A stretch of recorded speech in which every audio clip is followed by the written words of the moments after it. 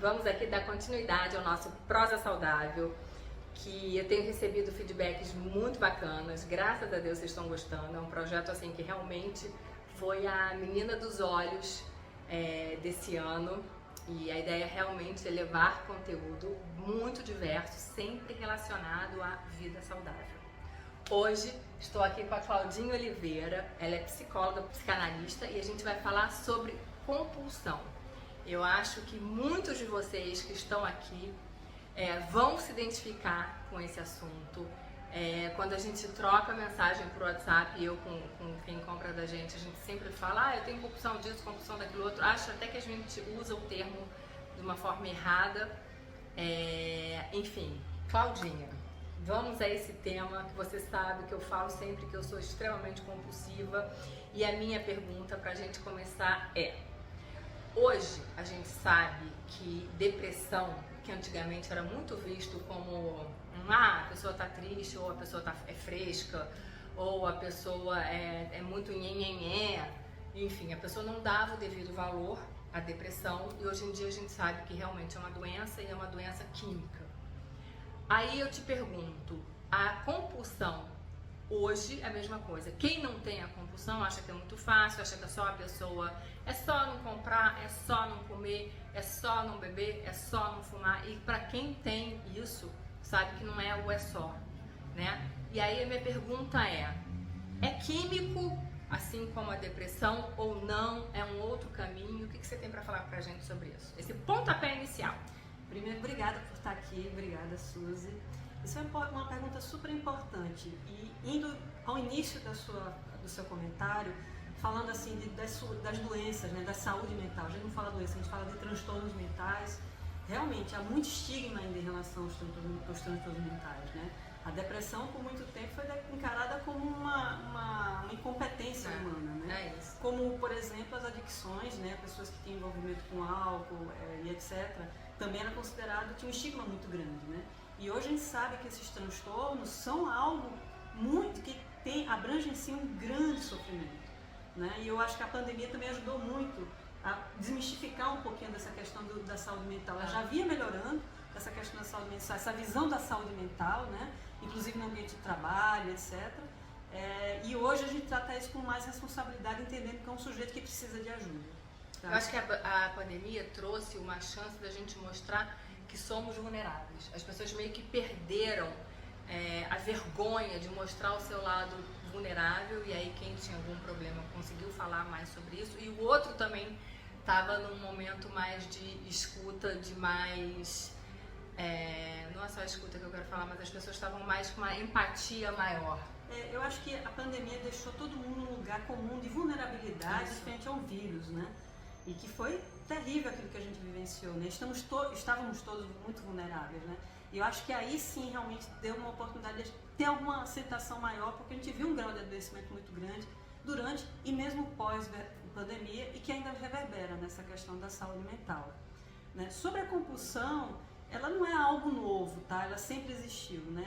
A compulsão, ela traz um grau de sofrimento significativo, com certeza o sujeito. Ele está previsto, é um dos transtornos, né? A gente fala que é um dos transtornos obsessivo-compulsivo. O que é isso exatamente, né? Eu vou falar um pouquinho do que é isso que tem na literatura, para antes de falar das pessoas, porque antes de a gente falar de transtorno, a gente tem que falar do ser humano que está ali, né? Então, a compulsão, ela está muito associado a você ter um impulso, quase uma obrigatoriedade, uma vontade que você sucumbe ao ato, né? Você tenta se impedir, você cria uma série de artifícios, você não consegue, você sucumbe. Seja porque você tem algumas ideias que te reverberam, que são intrusivas, que vão forçando você a fazer isso, seja por algum movimento interno que te faz cair naquele ato, tá? E aí você repete, você quer evitar isso, mas você... É mais forte? Mais forte que você, e volta a sucumbir, né? E assim, é importante a gente falar que repetir é do ser humano, tá? A compulsão é uma outra coisa, porque te traz um sofrimento, mas o repetir é um ato humano, né? Imagina se toda vez que você fosse para casa, você fosse analisar qual era o melhor caminho.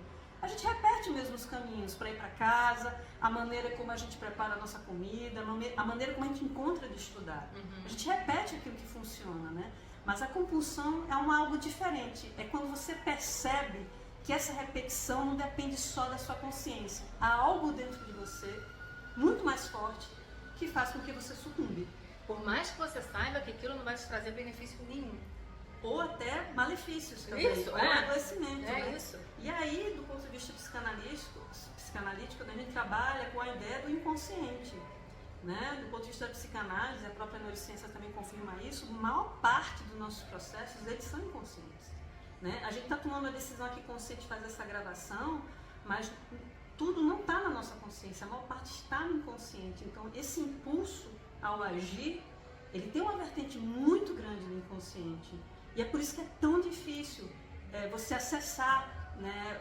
Você tentar frear isso. Você não consegue frear, você realmente sucumbe, entendeu? E você já nasce com essa predisposição à compulsão ou não? Eu acho que assim, o ser humano é muito mais complexo do que a gente falar de predisposições, tá? A gente sempre fala que o ser humano ele é constituído por um tripé, bio, psicossocial. Tem uma questão biológica, nós trazemos traços da nossa genética, né? A gente tem uma questão ambiental, que é social, que nos abrange, né? Nos atravessa, não só a nossa família, mas a cultura em si, e a maneira como a gente encara isso tudo, nosso próprio psiquismo, né? Então, assim, existem componentes que te tornam mais vulnerável a isso, né? Mas você também, ao mesmo tempo, há componentes que podem ser protetivos em relação a isso, né? Seja do ponto de vista social, seja do ponto de vista biológico, e seja do ponto de vista do seu próprio psiquismo, entendeu? Então, assim, é claro que para alguns transtornos mentais, hoje, na ciência, você tem uma vertente genética muito mais marcada, vamos assim dizer, fica muito mais evidente o componente genético. O alcoolismo é as adicções, né? É uma predisposição, há um componente genético marcado, não é predisposição, o nome acho que é, você se torna mais vulnerável se você tiver casos na família, mas mesmo assim, isso não é definidor de que você vai se tornar aquele transtorno. Porque é muito mais complexo. Você não se define somente pela sua genética. O ser humano é um ser cultural. Ele é muito mais rico que isso. Então, o ambiente em que ele nasce, que ele vive, as experiências que ele tem ao longo da vida, podem trazer ele para um movimento de saúde, como pode ter para um movimento de adoecimento. Né? Por que eu te fiz essa pergunta, se a gente já nasce? Eu tenho uma que eu acho que é uma compulsão alimentar. Todo mundo sabe disso, fui gordinha a vida inteira, então sempre tive que me cuidar, mas e a minha compulsão é muito isso, né? É assim, meu Deus do céu, tem que comer até acabar. Ah, mas tá ruim, não interessa, mas é até acabar. E a minha é muito compulsão pelo doce, não é o comer pelo comer, principalmente pelo doce. E eu lembro, quando eu era pequena, tinha uma época que eu estudava quando eu comecei a estudar de manhã, os meus irmãos estudavam de tarde. Então, teoricamente, eu ficava em casa à tarde só com a Maria. Maria, que inclusive faz as sopas da empresa hoje. E aí, quando eu ouvia ela falar no telefone para alguém, vou sair, vou no banco. Gente, mas assim, eu já pensava o que eu ia comer enquanto a Maria estivesse fora. Eu nem necessariamente estava com fome, entendeu? Então, era assim, nossa, eu vou me preencher aqui de alguma forma. Então ela saía, mas era ela sair e tinham que ser coisas que não podiam deixar rastro. Então não era eu cozinhar. Eu pegava lata de leite condensado e virava. Gente, é um troço que hoje em dia me dá até ânsia de pensar. E virava a lata de condensado e deixava em cima no armário. E era um armário que... A lata vazia. A lata vazia. A minha mãe chegava de manhã e ia pegar alguma coisa no armário, caía uma lata de leite condensado na cabeça dela. Então assim, teve... isso não era uma vez, ou era lata, ou era aquela coisa assim, você come 3 pacotes de biscoito, vai na rua, compra 3 para repor, para a pessoa não ver. Então assim, é um negócio que não é saudável. Porque você abrir uma lata de leite condensado, tomar uma colherada para botar no café, etc., para quem gosta, ok. O problema é quando você passa esse racional, não necessariamente você está achando aquilo gostoso, mas aquilo te preenche de uma forma absurda. Eu vejo isso muito lá. E a minha, é o que eu digo, eu tenho muita compaixão, assim, diríamos, com as pessoas compulsivas de uma forma geral, que eu sei que Lá em casa, como eu era a única gordinha, e meus irmãos muito magros, etc., tinha a seguinte frase: é só não comer. O meu irmão tinha alergia, e olha como é um negócio cultural. O meu irmão tinha uma alergia muito forte, somos todos alérgicos, mas a minha respiratória e a dele, quando pequeno, era tópica. E aí ele não podia comer chocolate, nem amendoim. Então não tinha nada de amendoim e chocolate. Mas não deixava de ter nada que eu não pudesse comer. Eles olhavam para coitado do Pepe. O Pepe não pode chocolate, então vai ter bolo toda semana, mas é um bolo branco. Vai ter sorvete todo final de semana, mas não tem um sorvete de chocolate. Gente, por favor, não comprem, não façam isso, não sei o quê, porque quem acaba comendo sou eu, porque os garotos nem ligavam tanto. A Suzy é só não comer. Tanto que esse só não comer me incomodava tanto que a ideia de morar sozinha, pra mim, era assim, era como se quando eu fosse chegar na glória. Porque aí eu não ia ter as coisas, né? E também acaba que isso acaba não acontecendo, que você compra e come escondido, mesmo quando você não é sozinha. Mas enfim, aí é uma outra coisa. Então, porque socialmente, a compulsão, ainda mais quando eu tinha 12, 15 anos, imagina. Então era realmente só não comer. Hoje, quando alguém fala, eu tô tentando parar de fumar, não é fácil. Porque pra mim, poderia ser muito fácil. Eu nunca fumei na vida, por mais, e um detalhe, a minha vida inteira, você sabe disso, foi ligada ao mundo do cigarro. Desde que eu tenho 1 ano de idade, literalmente, até os meus 45. E nunca fumei. Pra mim, é tranquilo. Pro fumante, eu sei que é difícil esse parar, né? Pro alcoólatra, o beber, eu gosto de beber socialmente, não tenho o menor problema com álcool. Mas a minha compulsão tá na alimentação. E é um negócio que, assim, incomoda, porque a gente se sente muito fracassado, né? Então, assim, até hoje eu não acho que ela está controlada, eu acho que ela diminuiu. Talvez esteja indo um pouco para compras. Eu não sei se é uma compulsão ou se a gente vive nesse mundo do Instagram que o tempo todo está sendo, né, tá recebendo estímulos de compra. Olha essa blusa linda, olha esse colar lindo, olha não sei o que lindo, você acaba sucumbindo. E aí tem também uma história de como você passou há muito tempo da vida não cabendo nas roupas, agora que você cabe. Então você também tem uma questão de você estar vivendo aí um outro lado da história, né? Enfim. Mas o ponto é que é assim, realmente um troço que incomoda quem tem. Aí vem, a pessoa tem algum transtorno, quer buscar ajuda. Pra mim, nunca é muito claro quando é psicóloga, quando é psicanalista, quando é psiquiatra. Como fazer? Ou até um passo atrás. Quando existe algum grau pra gente medir, assim, se chegou a esse ponto, busca ajuda, ou não, tem que sempre buscar ajuda, como é que é pra gente... É muito difícil porque o sofrimento, ele é muito do indivíduo, né? E quando eu falo sofrimento, não falo só do sofrimento individual, mas também daqueles que estão ao seu redor. E aí eu falo em relação a qualquer transtorno, né? Porque muitas vezes o indivíduo está se sentindo ok, mas o mundo está pegando fogo ao redor dele. Tem transtornos que você tem esse cenário também. Então o sofrimento é que vai ditar o grau de gravidade. E também o risco à própria saúde e bem-estar, né? Porque eventualmente a pessoa está achando que está tudo bem e você está vendo que está indo para um caminho de um adoecimento muito grave, né? Então, assim, em relação a psiquiatra, psicólogo, psicanalista, para que caminho eu vou?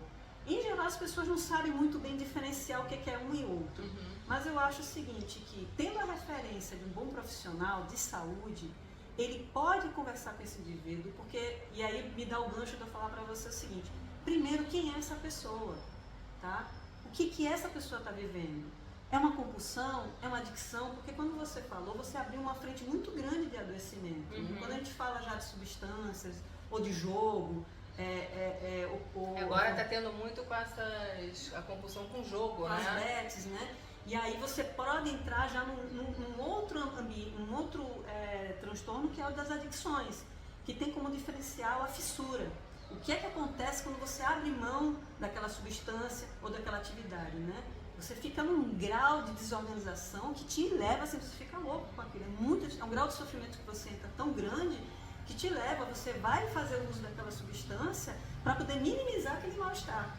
Tá? Então você já entra em outro universo aí.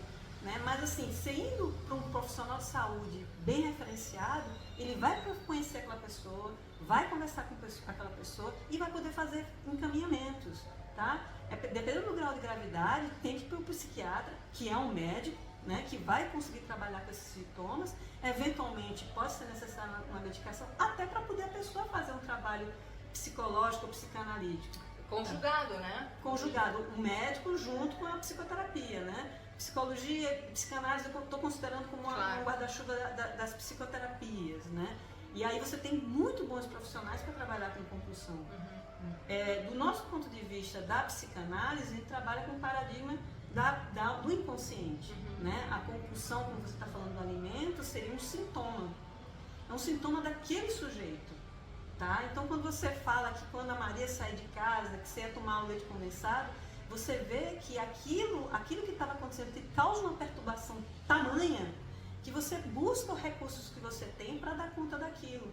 E não necessariamente a questão é a ausência da Maria, pode ser algo muito mais complexo que a Maria remete a você. Não, é porque a Maria saía de casa e aí era a chance de eu pegar o leite condensado, porque se ela estivesse em casa, ela não deixava eu pegar. Entendi. Entendeu? Não era o medo, não era a ausência dela, não. Era já que a cozinha vai ficar vazia, eu vou na despensa e vou pegar tudo aquilo que eu quero. Exato. E esse é o louco, é porque assim, não necessariamente eu tava com vontade. Mas e aí que eu digo que é o troço irracional, né? Porque, não tô com vontade, mas porra, já que ela vai sair, então vou lá pegar o leite condensado, eu vou lá pegar o biscoito, eu vou lá, sabe? E aí eu posso interromper assim, você vê que existe uma perturbação interna dentro de você que te leva a isso, que se torna irresistível, né? E aí o que te leva a isso? Pode ser 1001 coisas, dependendo do sujeito. Por isso que a gente sempre coloca a pessoa em primeiro lugar. Até porque esse movimento de um ato que sucumbe, ele normalmente não vem sozinho, pode ter outras complexidades associadas a um grau certo grau de ansiedade. Eu ia falar isso. Ou uma depressão, dependendo do caso. Mas aí quando você olha isso que está acontecendo com o sujeito, tentar mergulhar nele, entender o que é essa perturbação, de onde está vendo isso, né? São ideias que você tem em relação a si, é um grau de exigência muito grande que você tem em relação a si mesmo, pode ser várias coisas. E é muito louco, porque assim, essa história que você falou ligada à ansiedade, total. Eu lembro dessa última vez que eu viajei, eu tive muito problema na cozinha enquanto eu estava fora. E aí, cada vez que entrava o meu telefone com um problema, eu olhava para minha mãe e falava assim, eu preciso de 3 chocolates. E assim, eu ia, cozinheiro não foi, não sei o que, pelo amor de Deus, me dá 3 chocolates. É como se aquilo fosse resolver o problema. Só que depois de eu comer os 3 chocolates, não só não resolvia, e eu ficava pé da vida, porque eu sei aonde eu posso chegar em relação a estar mais gordinha. E, no meu caso, não estou criticando outros, mas pra mim, o estar gordinha era uma coisa que me incomodava demais. Eu tinha, e muitas pessoas vão se identificar com isso, eu tinha uma vergonha social. Onde, quando eu estava nos meus áureos tempos de mais gordinha, eu não ia à praia. Eu podia ter 17 anos de idade. Eu não botar biquíni nem pensar. Usar top, eu acho que eu nunca usei na vida, nem pra academia. Até academia era colando. E aí chegou uma época, quando eu comecei a fazer o suco, que eu dei uma engordada muito grande. Eu não aparecia no Instagram. Eu, quando ia fazer a entrega, porque eu fazia a entrega da empresa na época, eu não dizia que era eu. Alguém me perguntava, você que é a Suzy? Eu dizia assim, não trabalho com ela. Porque eu falei, não pode uma pessoa que está gorda trabalhar com alimentação saudável, as coisas não casam. Era uma vergonha social, né? Eu escolhia amigos para sair. Então, também tem isso, né? Porque o alcoólatra anda com o alcoólatra, porque é onde você se reconhece. Eu lembro que eu tinha 3 amigos gordinhos, onde era ali que eu me sentia à vontade. Porque ali a gente comia besteira, não tinha... Na minha cabeça, quando eu estava fora daquele contexto, se eu comesse uma batata frita, um chocolate, o que fosse, alguém ia olhar e falar assim, por isso que tá assim. Então você tem uma vergonha social. E naquele grupo de gordinhos, onde todo mundo ria muito, inclusive pelo fato de ser gorda, você é gorda, você também. Ali tinha uma aceitação. Então ali era meio que eu me sentia protegida, sabe? Sem ter que me explicar, sem ter que justificar por que você usa vestido solto, sem estar preocupada como você está se vestindo, porque muda tudo, né? E no meu caso, não era uma coisa que eu gostava. Entendeu? Eu estar acima do peso, pra mim, não era uma coisa ok. Embora eu nunca tenha tido problema de saúde. Eu nunca tive problema de colesterol, nunca tive nada, nunca tive pressão alta, nada. Mas, você falou a história de ser crítica consigo mesma, né? Eu sou muito crítica comigo, então estar fora do que eu acho um padrão me incomodava e me dava essa vergonha social, pra gente entender como é penoso pra pessoa. Sim, e você estava falando ainda no nível da consciência. Se a gente for falar do inconsciente, pode ser muito mais violento esse grau de exigência. E aí a gente tem que trabalhar essa plasticidade humana de olhar a si mesmo de outras formas, de olhar o mundo de outras formas. Você está me dando um gancho também falar da nossa cultura. A nossa cultura, que a gente é biopsicossocial, lembra? Então essa parte social, a cultura, ela, hoje em dia, e tem vários autores que falam isso, tem um grau de exigência humana muito grande. Que você pode, você consegue, tudo depende de você. E se você não consegue, é porque você é incompetente. Você se sente fracassado. Você se sente fracassado. E aí você se isola mais porque você se sente péssimo em relação a si mesmo. Sim. E aí você tem vergonha até de pedir ajuda. É verdade. Então isso é terrível da nossa cultura. E outra, é uma cultura que dá uma celeridade no seu vir que você não pode nem parar. Você tem que estar sempre correndo atrás de performar, de conseguir alguma coisa. Você não pode nem parar para respirar e sentir o que você está vivendo dia a dia, né? Parece que você está num trem-bala, né? Então, assim, você quer ser feliz, a felicidade passou, felicidade passou, felicidade passou. E a vida vai seguindo assim, você não consegue nem ver o que está olhando na janela, né? Quando, na verdade, você às vezes tem que parar um pouquinho e respirar. Né? Então essa questão da sensação de incompetência é muito forte. É horrorosa isso. É horrorosa, é um troço de chorar, assim, de você se sentir uma pessoa super fracassada. E a mídia social que passa um monte de coisa, assim, não, você pode ser magro, assim, assado. Aí você vai pra rede social, só tem gente linda, só gente rica, só tem gente bem sucedida. Que sofre, tá? Com certeza, mas né, só mostra um lado bom da história. E sofre também por estar tão exposto também. Porque a gente vê hoje nas redes sociais os haters, né? Assim, você não pode fazer nada de diferente que você... Se você tá bem, você sofre críticas, se você tá mal, você sofre críticas violentas, inclusive no meio virtual, né? Algumas pessoas se apropriam da liberdade de dizer como direito de dizer o que pensam, como se fosse um direito de falar qualquer coisa, e não é assim, né? Então, assim, a mídia também te prejudica nesse sentido de achar que todo mundo consegue seguir uma receita simples. Não é assim. Cada um tem uma história, cada um tem uma vida, família, cultura, realidades socioeconômicas completamente diversas, né? Famílias completamente diversas, que trazem um certo grau de sofrimento e não tem problema nenhum pedir ajuda. Somos sociais. Por fato de ser social, significa que a gente precisa do outro para sempre. A gente já nasce precisando do outro, né? Você sabe que você falou uma coisa que é muito importante? Eu tenho muita dificuldade de pedir ajuda. Muita. E assim, hoje, que tem um pouco a ver também com a questão social que você falou, que tem um pouco a ver também com a cobrança que eu falei. No início da empresa, gente, tudo era mato, eu estava sem um tostão na carteira, sendo sustentada por mãe, enfim, aquela história toda que eu já falei aqui algumas vezes, que você sabe, e por aí vai. E aí, quando eu comecei a aparecer no Instagram, as pessoas diziam assim, nossa, como você tá bem, como a empresa tá boa. E a empresa, assim, eu funcionário, um mês que, sei lá, era Páscoa, todos os assinantes de suco viajavam, ninguém queria assinar, eu tinha chorado 5 dias achando que a empresa ia falir. E aí todo mundo, nossa, e quando as pessoas depositam, porque também tem isso, quando a pessoa afirma, nossa, você tá bem, você não tem espaço pra falar assim, mas tô precisando de ajuda. Porque aí você fica com uma vergonha de expor o seu lado mais vulnerável. E muita gente, eu tenho feedback de muita gente assim, achava que eu era uma pessoa meio inacessível. Porque você coloca meio que uma blindagem na sua frente pra pessoa não perguntar muito e acabar descobrindo aquele outro lado que não tá tão perfeito como as pessoas estão achando. Entendeu? Aí, depois, foi até um relacionamento meu que eu tive esse feedback. Assim, você parece que tá sempre tudo muito bom, parece que tá sempre não sei das quantas, eu não consigo te acessar, não consigo te ajudar. Só que eu tava perdendo uma pessoa que eu gostava muito, né? E eu dizia assim, mas meu Deus, eu já achava que eu já me expunha tanto, mas pelo visto não. Quando eu recebi o feedback pela segunda vez, eu falei, realmente, a gente se blinda, né? E aí, quando a gente começa, e aí eu acho, hoje em dia, eu acho que eu me exponho muito. Mas quando eu conversando com outras empreendedoras, as pessoas falam assim, não acredito que você está passando por isso e você não ligou pra gente pra pedir ajuda. Você... Bacana, bacana. Não, então assim, é engraçado você saber que você tem gente disposta pra te ajudar, mas eu ainda tenho uma dificuldade de acessar. Por isso que esses heróis... Assim, e aí, desculpa, me causa aquela ansiedade, angústia sozinha, entendeu? Então a ansiedade hoje ainda se faz muito presente em mim, com certeza. Não, e é por isso que esses heróis do esporte que abrem mão de, por exemplo, como a gente já viu na última Olimpíada, de abrir mão de participar de alguns eventos em prol da saúde mental, mostra o grau de vulnerabilidade e atletas de alta performance, que poderiam ser empresários, pessoas que supostamente são bem-sucedidas, né? Que estão na mídia e estão em certo grau de sofrimento. Atores também, né? Alguns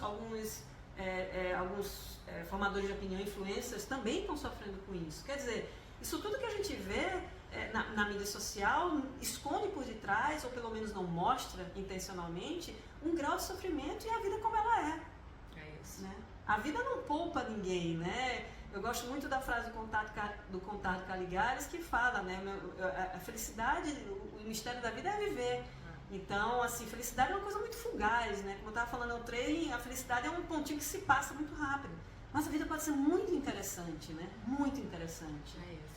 Clau, vou dar uma parada aqui, porque senão vai ficar muito longo, mas a gente vai fazer a parte 2 agora. A gente só vai mudar o vídeo. Tá bom. Aguenta aí, gente. Temos a parte 2, porque esse assunto aqui, Dona Claudinha Oliveira, o arroba dela tá aqui, para vocês entrarem em contato, para quem se identificar, ou souber que tem uma amiga, enfim, com algum problema desse de compulsão, achar que esse vídeo vale a pena, gente, encaminha para os amigos todos, que eu acho que esse é o que a gente quer aqui com esse Prosa Saudável. Já voltamos. Voltamos com esse papo que, assim, compulsão para mim tem assunto para 10 capítulos, mas eu vou poupar, entendeu? Até porque para vocês se interessarem e entrarem em contato com ela, mas vamos lá. A gente vinha nessa de falar, eu falei muito da compulsão alimentar, que é a qual eu me identifico mais. A gente falou aqui da dificuldade que as pessoas tinham de entender que isso sim é um transtorno, não é algo só é só não fumar, é só não beber, né? Não é só. A gente falou que isso socialmente tem um problema muito forte, não só para quem tem a compulsão, como para a família. É claro que para a família de um compulsivo com comida é menos socialmente criticado do que é para a família de um alcoólatra, porque eu acho que assim, socialmente o alcoólatra, quando está na rua dando show, ele acaba expondo a uma família como toda, enquanto o que come e tá gordinho, ele tá se prejudicando. Eu acho que é difícil a gente falar assim, o que é menos pior, vamos assim dizer. Né? Não questão de menos pior, mas eu digo assim, em termos de envolver terceiros. Sim, é porque o que acontece, né? Compulsão, quando a gente está relacionado com comida, é uma coisa extremamente difícil, porque você não pode parar de comer, né? Ah, sim.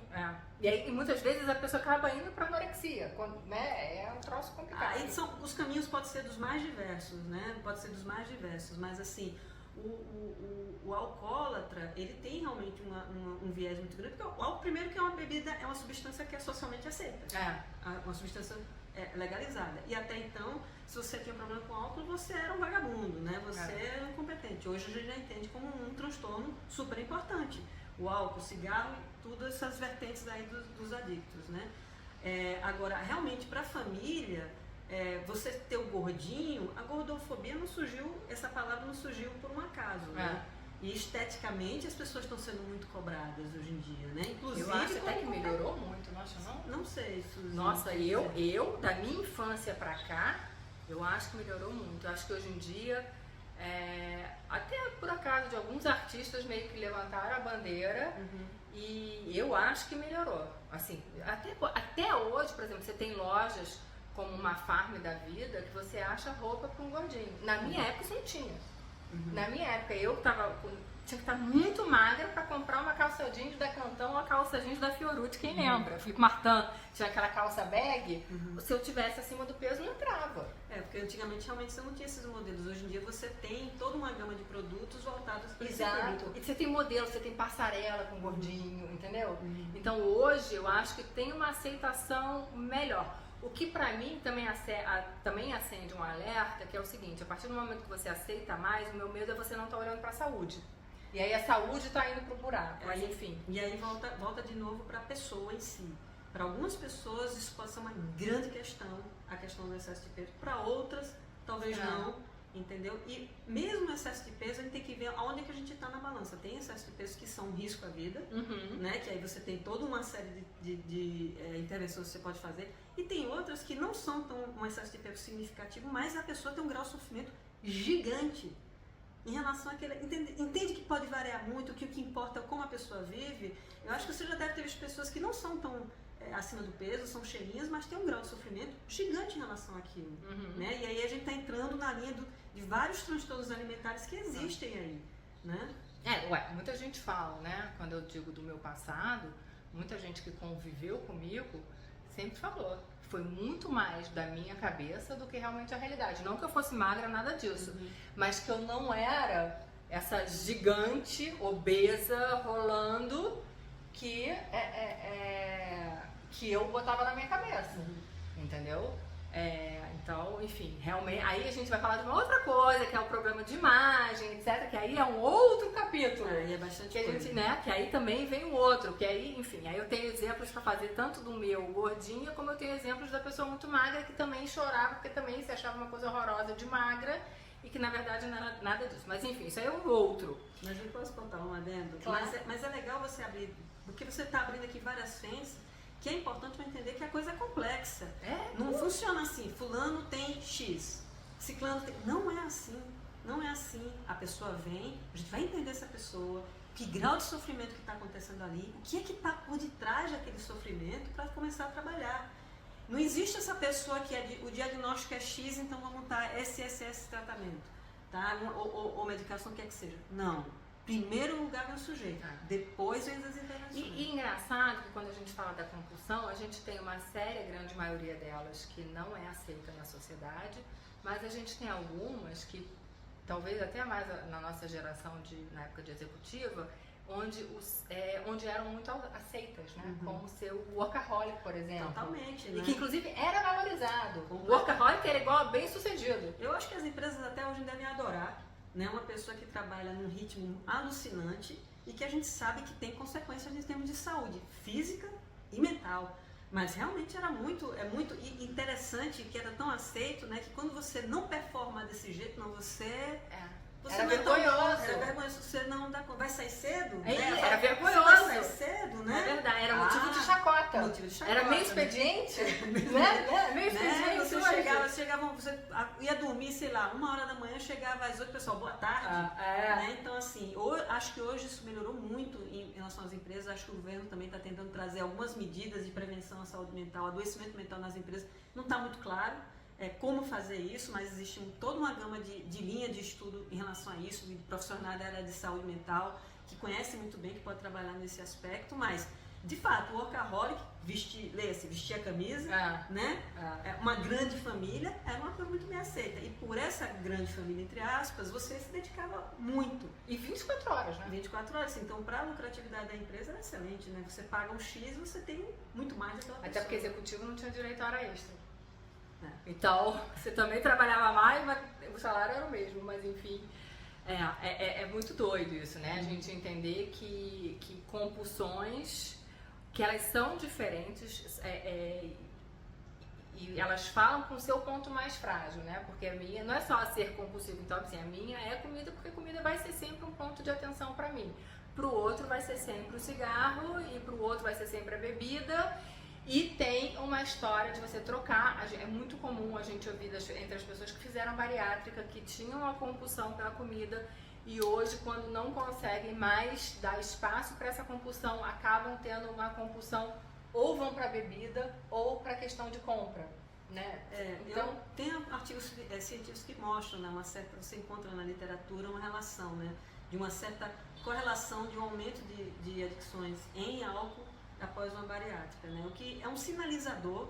Eu não posso te dizer, Suzy, a incidência disso, né? Eu já vi alguns artigos falando sobre isso, mas acho que o ponto-chave é entender que trabalhar o sintoma não é o suficiente, porque existe uma questão estruturante daquela pessoa, existe uma maneira de existir daquela pessoa que faz com que ele tenha esse tipo de comportamento, né? E é um comportamento que traz consequências de sofrimento físico e mental, e às vezes os dois, entendeu? Então, assim, você tratar só o sintoma não é o suficiente, mas tratar o indivíduo como um todo, né? Agora, um ponto importante que eu vejo, assim, você fala muito, assim, de associando a compulsão, esse ato de repetir, de ir na comida com uma forma de você dar conta de alguma coisa que te acomete, associado também a outras substâncias, como álcool, etc, né?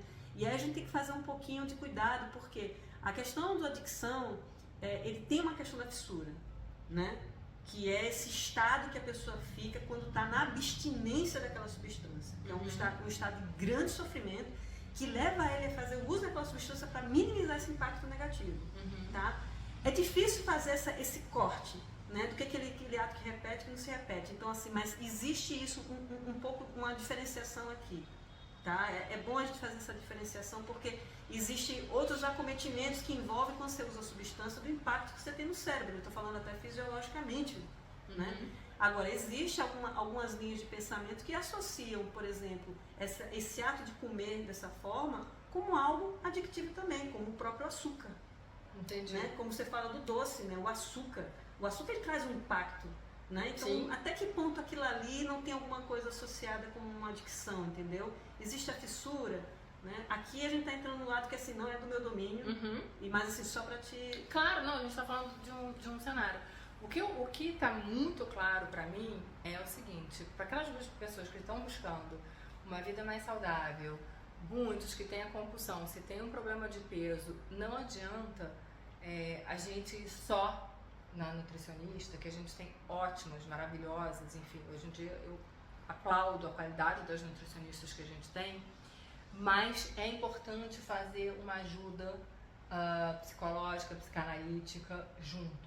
Porque é algo. Porque também, se você não buscar essa ajuda, você vai ficar mudando de nutricionista, se frustrando, e quanto mais a gente se frustra, mais a gente acaba depois querendo se blindar de novo, e aí vai se afastando desse né? A frustração traz de novo a compulsão, porque você fica se sentindo uma porcaria. Então, assim, como é importante para quem está buscando cuidar também de si mentalmente. Sem dúvida, né? Acho que nutricionista é extremamente importante, porque a gente está falando de toda uma educação, claro, uma reeducação alimentar, inclusive, uma nova relação com o alimento, a vertente da parte psicológica, né? Você dar um apoio para essa pessoa, mais que apoio, você ajudar essa pessoa a lidar com essa situação de uma outra forma, se reestruturar como indivíduo, né? Reconstruir dentro de si outras habilidades para dar conta de tudo isso que perturba internamente, e eventualmente até um psiquiatra também, dependendo da gravidade da situação e de que transtorno ele está falando, de ele também entrar junto para trabalhar em cima disso, né? Você dá cobertura. E o esporte também para estar aliviando a ansiedade, né? Porque o esporte ajuda muito nessa questão de... Olha, hoje em dia Hoje em dia eu falo que o esporte, né, o exercício físico só não traz o marido de volta, o resto ajuda em tudo. Muitas né? vezes traz, olha! Eventualmente sim, olha. mas eu acho que o exercício físico, bem orientado, e eu sempre falo muito isso, né? Exercício físico não é simplesmente correr, mas é bem orientado, com profissionais que possam orientar, preparar essa musculatura para poder fazer esse esporte, né? Com alimentação saudável, ajuda a pessoa em acho que muitas coisas, assim, em termos de saúde mental e física, assim, não há nada que seja tão bom quanto em trabalhar essas duas vertentes, né? Mas, de novo, fácil falar, difícil fazer. Claro, não, eu acho que tem que dar o pontapé inicial. E uma das coisas que já aconteceu comigo, e eu não sei se isso é normal, e é isso que eu quero te pedir sua opinião, é o seguinte, quando eu tava magra, as minhas vezes magra, eu me blindava de futuros problemas. Por quê? Eu dizia assim, eu não posso entrar em negação com alguma situação, porque vai me trazer ansiedade, que vai me trazer a compulsão, e aí eu vou engordar. Então, o que acontecia? Eu emagrecia à base de remédios, né? Na minha época, acho que eu comecei a tomar remédio, tarja preta, com 12 anos de idade. Né? Foi o primeiro, era uma pílula azul, depois fórmula, e aí lançava um médico novo. Nossa, ele dá muito talonete azul. Eu não escolhi o médico por nada, eu escolhi assim, ele dá muito talonete azul, é nesse. Então, rodei todos esses médicos, e aí, obviamente, você emagrecia. Sempre tive momentos magro, gordo, por aí vai. Quando eu estava no momento magro, eu dizia assim, não quero tocar nesse assunto agora. Diríamos, tenho uma ferida, a namorada terminou comigo. Não vou fazer análise agora. Porque a análise, por muito tempo, não era aceita.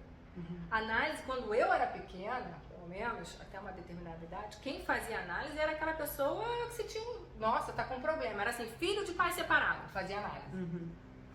A escola mandou faz análise. Então, assim, eram pessoas que tinham quase que uma dívida, digamos assim, com a sociedade. Era meio vergonhoso você falar.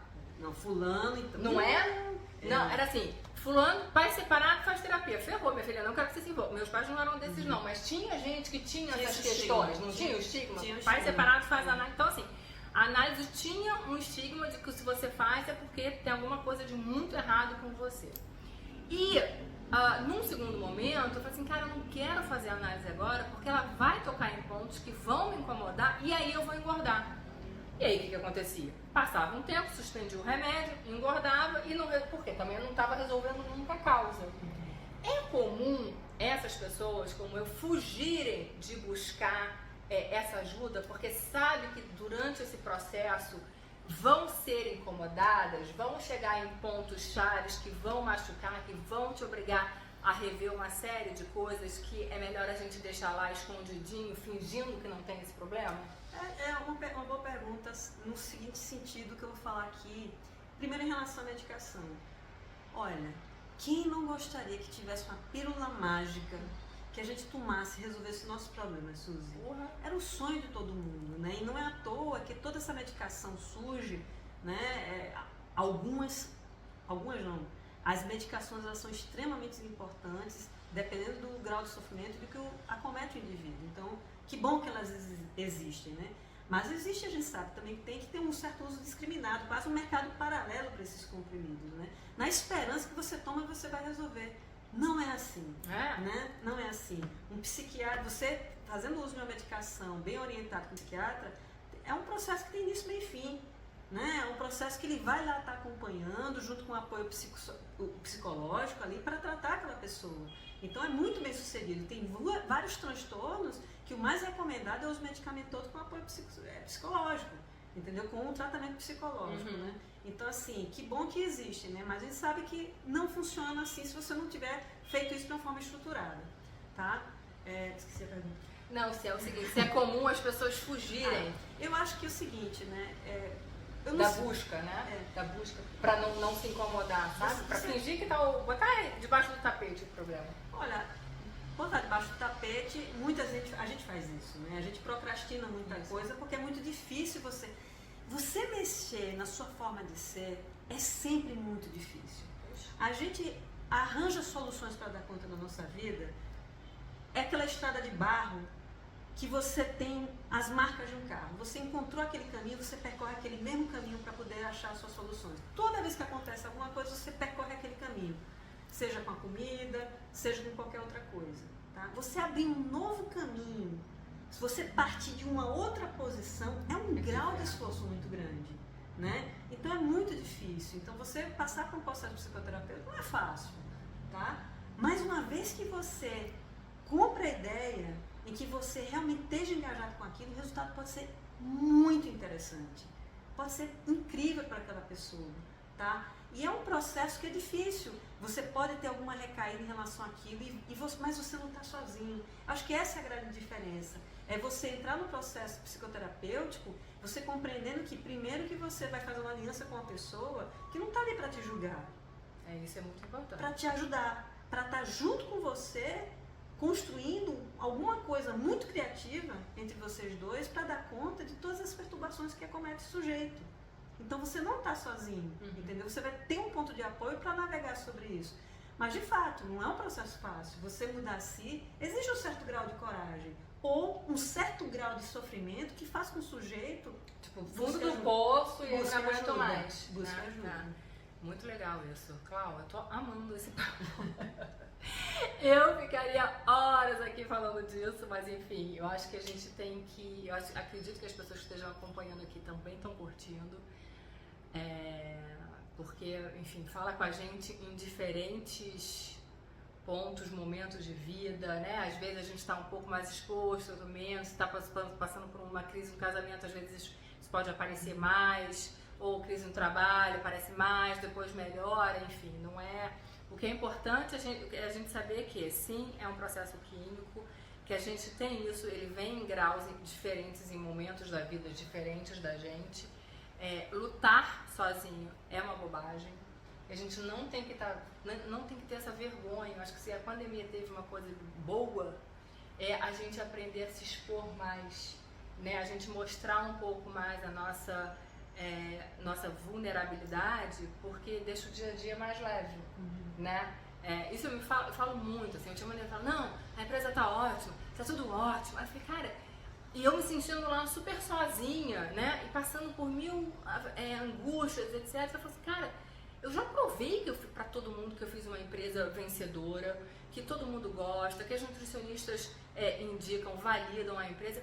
Não tem problema nenhum eu falar que, nossa, esse mês tá difícil, essa semana tá difícil. E quando a gente fala isso, não estou dizendo que eu não estou diminuindo minha capacidade, não estou diminuindo o valor da empresa, mas eu estou dizendo que a empresa é um ser vivo, entre aspas, que sim, formado por pessoas de diferentes motivações para estarem lá.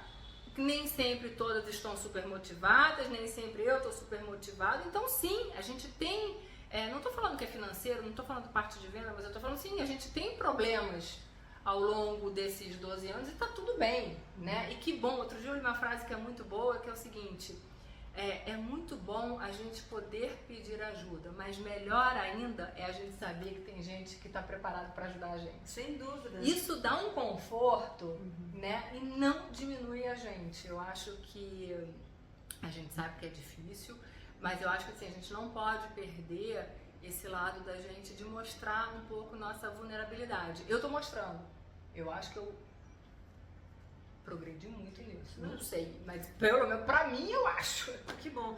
E você vê, né, na nossa cultura, ficar triste é uma doença, né? Você pedir ajuda é porque você... Não, você tem casa pra morar, tem comida, roupa lavada, como é que você vai ficar triste? Quase que não pode. E aí, se você não fica triste, como é que as pessoas vão te acolher? É isso. Olha que ciclo terrível, né? Então, você mostrar que você não tá bem, dá a oportunidade, inclusive de pessoas que te amam, expressar amor em relação a você, de te acolher, né? E um ponto importante, que é uma frase que você usou agora, que é um processo químico, eu acho que é importante a gente frisar de que nós somos um catatal de reações químicas no nosso corpo. O nosso cérebro ele é banhado de neurotransmissores, né? Então, sempre que você está num nível estressado, você está disparando uma série de processos químicos e etc, né? Então, assim, quando a gente fala de que é químico, é importante a gente dizer que existem transtornos que causam impacto no cérebro significativo, tá? Não tenha dúvida. Né? E aí eu já estou falando das drogas. Então, assim, ele sai arrebentando com o cérebro da pessoa. E transtornos que não usam substâncias, que também causam alterações também no cérebro. Né? Então, para cada caso, tem que ser avaliado, tá? O psiquiatra, ele é um especialista nisso, para ver que medicação é pertinente para aquele acometimento, entendeu? Mas, assim, químico, somos sempre. Tá? Então, antes de a gente falar que é químico, nós vamos falar do que é o sujeito e entender que circuitos do cérebro estão sendo afetados para avaliar se é pertinente ou não entrar com a medicação. Entendi. Muito bom. Cláudia, eu ficaria aqui horas, mas estamos estourando de novo o tempo. Eu acho que assim, muita gente vai se identificar, muita gente vai curtir. Eu acho que se vocês quiserem, gente, um outro assunto que a Claudinha possa ajudar a gente... Eu acho que esse transtorno de imagem, vamos fazer um de transtorno de imagem? É uma possibilidade. Nossa, esse transtorno de imagem, eu acho que tem muito pano pra manga também, acho que muita gente vai se identificar. E... Você está chamando transtorno de imagem, o que você está falando é quando você não se identifica com aquela imagem que você tem de Isso, tá. Isso, é isso. Né? Eu acho que tem muita coisa aí legal pra gente falar sobre isso também. E faremos então o terceiro episódio com Dona Cláudia Oliveira, gente. Isso é muito bom. Eu estou muito feliz, eu estava muito ansiosa por esse capítulo, diríamos assim, porque eu sabia que eu ia me identificar, ia poder falar bastante de mim, me expor, acabei me expondo aqui falando algumas coisas, enfim. Estou melhorando, estou nessa busca de mostrar um pouco mais o meu lado vulnerável. Ainda é uma dificuldade, ainda é, mas devagar e sempre chegamos lá. Não, e é importante você mostrar para as pessoas que sabem que vão te acolher e te proteger, Sim, né? com certeza. Isso é importante. Também não sai mostrando ali a Deus dará, porque É. tem gente que vai pegar essa tua vulnerabilidade e vai se dar bem em cima disso. O mundo tá difícil. É verdade. A gente tem que, como tudo, a gente tem que estar prestando atenção. Mas enfim, vai dar tudo certo. Gente, obrigada, Clau, super obrigada. Obrigada a você. Vou botar Suzy. aqui seu arroba e quem quiser, o WhatsApp dela também eu passo, não vou botar exposto, mas eu passo porque eu acho aí que ela tem muito pra estar agregando a todos nós, tá bom? Obrigada, gente. Obrigada.